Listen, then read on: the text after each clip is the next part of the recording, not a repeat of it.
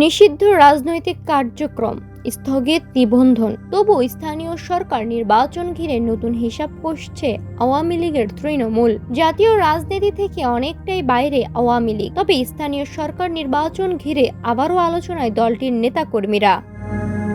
নির্দলীয়ভাবে নির্বাচন হলে ব্যক্তি পরিচয়ে প্রার্থী হওয়ার সুযোগ মিলতে পারে এমন ধারণা থেকেই ইউনিয়ন পরিষদ থেকে শুরু করে পৌরসভা ও উপজেলা নির্বাচন নিয়ে প্রস্তুতি নিচ্ছেন আওয়ামী লীগের অনেক তৃণমূল নেতা। এই আলোচনার পিছনে রয়েছে নির্বাচন কমিশনের বক্তব্য। ইসি সচিব আক্তার আহমেদ জানিয়েছেন, স্থানীয় সরকার নির্বাচন দলীয় নয়, তাই কোনো ব্যক্তি আইনে নির্ধারিত যোগ্যতা পূরণ করলে তিনি প্রার্থী হতে পারবেন। এখানে রাজনৈতিক পরিচয় মুখ্য বিষয় নয়।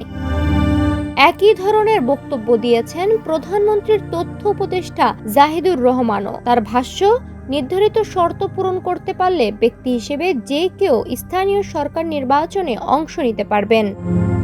কিন্তু প্রশ্ন হলো, আইনগত সুযোগ থাকলেই কি নির্বাচন করা সম্ভব? বাস্তবতা বলছে বিষয়টি এতটা সহজ নয়। আওয়ামী লীগের রাজনৈতিক কার্যক্রম এখনও নিষিদ্ধ, দলটি নিবন্ধন ও স্থগিত। ফলে দলীয় প্রতীক, দলীয় প্রচারণা কিংবা প্রকাশ্য সাংগঠনিক সমর্থন কোনোটি ব্যবহার করা যাবে না। এছাড়া কোনো সম্ভাব্য প্রার্থীর বিরুদ্ধে মামলা, গ্রেফতারি পরোয়ানা বা আইনি অযোগ্যতা থাকলে সেটিও প্রার্থিতার পথে বড় বাধা হতে পারে। রাজনৈতিক পর্যবেক্ষকদের মতে শুধু আইন নয়, মাঠের পরিবেশও হবে বড় পরীক্ষা।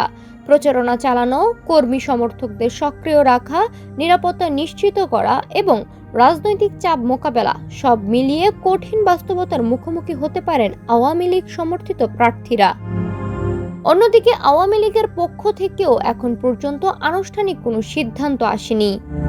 কিন্তু সরকারের পরিকল্পনা অনুযায়ী সেপ্টেম্বর বা অক্টোবর থেকে শুরু হতে পারে স্থানীয় সরকার নির্বাচনের ধাপভিত্তিক আয়োজন।